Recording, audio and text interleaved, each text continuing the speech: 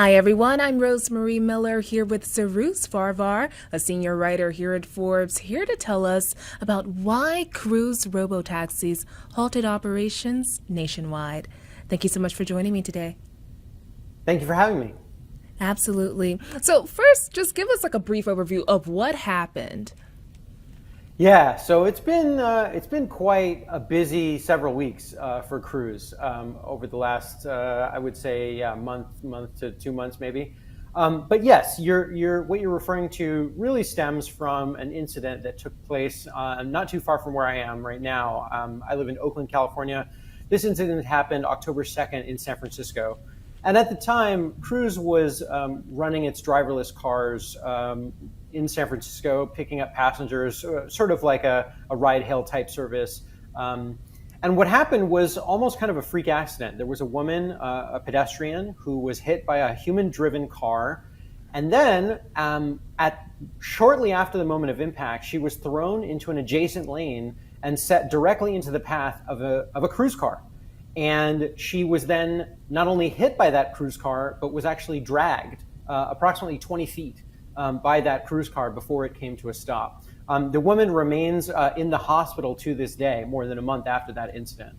The next day, October 3rd, Cruise officials had meetings with state officials from around here in California, the Department of Motor Vehicles, the California Highway Patrol, and some others.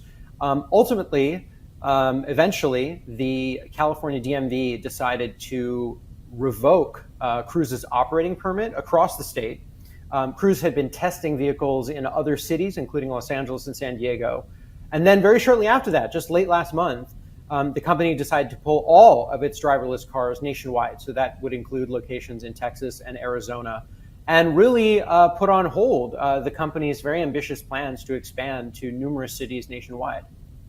Okay, well, the California DMV, they made the decision to revoke their permits, but this was only in California. Have there been like other incidents before the major incident where the lady was dragged 20 feet, unfortunately?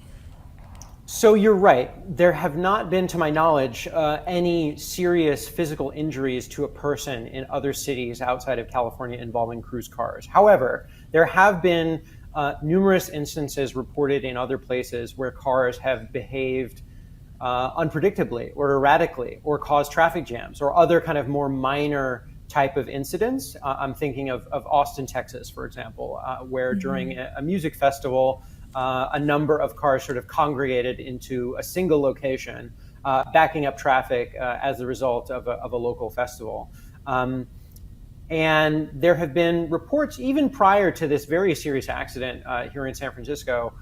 There were also numerous incidences that I reported on for Forbes about how the San Francisco Fire Department had documented several dozen instances where Cruise and Waymo cars, which continue to operate here in San Francisco, where those cars had disrupted first responders, specifically police and fire, and had done things like blocked access to firehouses, had run over fire hoses, had gone through emergency perimeters, and various kinds of behaviors that the first responders felt were not conducive to public safety.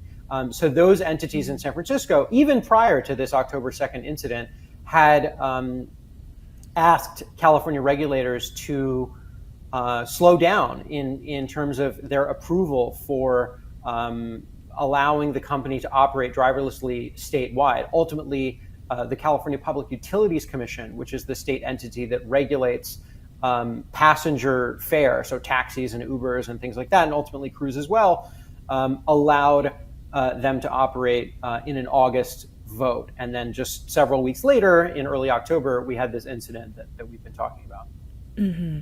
And aside from halting its operations nationwide, what has been Cruise's response to the situation? So it's been a very difficult couple of weeks for Cruise. I just reported yesterday, November 8th, for Forbes. This was an article entitled "Crisis at Cruise. Robotaxi CEO confirms coming layoffs amid scramble to rebuild public trust." So the company is really kind of in a crisis mode right now.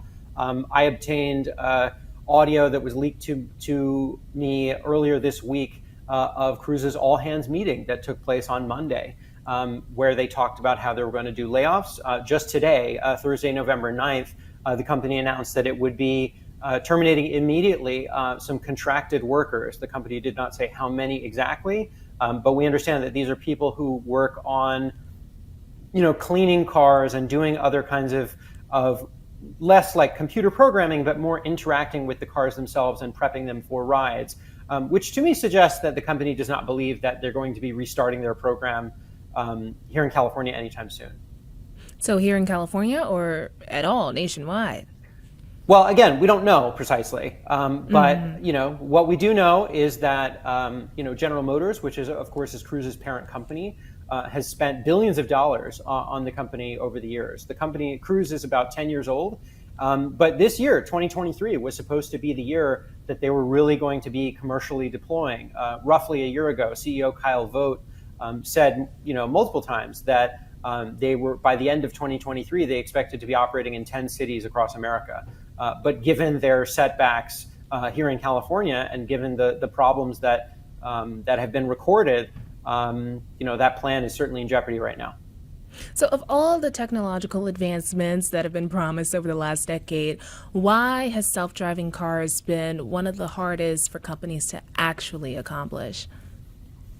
It's a really good question. I think it's been a challenge because, if you think about, right, if you've driven, even a little bit, right, if you've driven a car at any time, right, that it's a very, dynamic situation, right? There's things moving every which way. And at any moment, right, this is what they teach you in driver's ed when you're younger, right? Like at any moment, anything can change, right? Like, a kid can come run out in the street, a thing could fall, who knows? You got to be kind of on your toes all the time, right? And we talk about distracted driving all the time. And certainly humans make mistakes.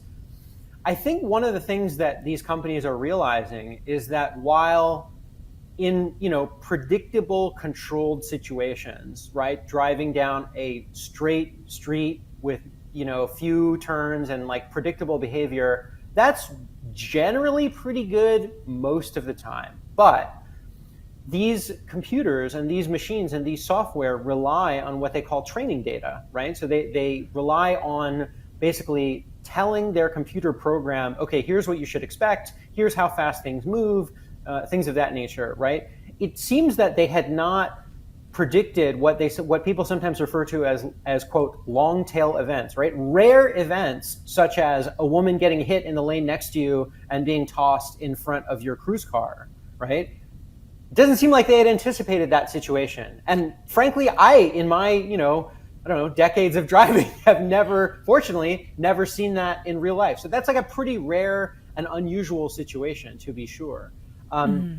So I think that those problems and accounting for all of those different situations that could occur are very, very difficult.